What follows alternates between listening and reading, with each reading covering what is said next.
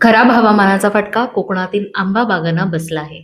आंबा बागायतदारांना दिलासा देण्यासाठी सरकारकडून हेक्टरी 22,000 रुपयांची नुकसान भरपाई जाहीर करण्यात आली आहे. यानुसार कृषी विभागाच्या वतीने रत्नागिरीतील आंबा बागांना पंचनाम्याचे काम युद्धपातळीवर सुरू आहे. शासनाने दिलेल्या आदेशानुसार ग्रामपंचायत अधिकारी, ग्राम महसूल अधिकारी आणि सहाय्यक कृषी अधिकारी आम्ही शेतकऱ्याच्या बागेत जाऊन आंबा नुकसानीचं पंचनामा युद्ध पातळीवर करत आहे आणि आम्हाला दिलेल्या सूचनेनुसार 15 मे पर्यंत पंचनामा करण्याचे आदेश प्राप्त झाले. त्यानुसार पंचनामे कारवाई चालू झालेली आहे. सध्या पाहणी करत असताना आंब्याचे उत्पादन आहे ते खूप कमी झालेले दिसते.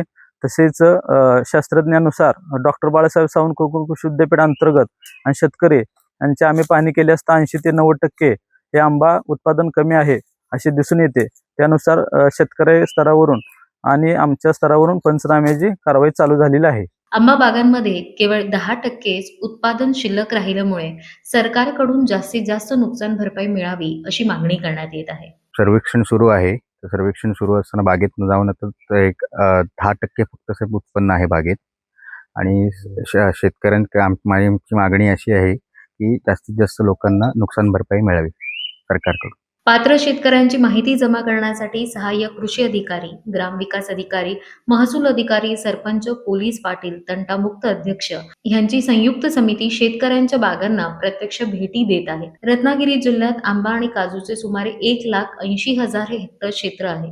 इतक्या मोठ्या क्षेत्राचे पंचनामे करताना प्रशासनाला योग्य नियोजन करावे लागणार आहे. अन्यथा काही शेतकरी ह्यापासून वंचित राहण्याची शक्यता आहे.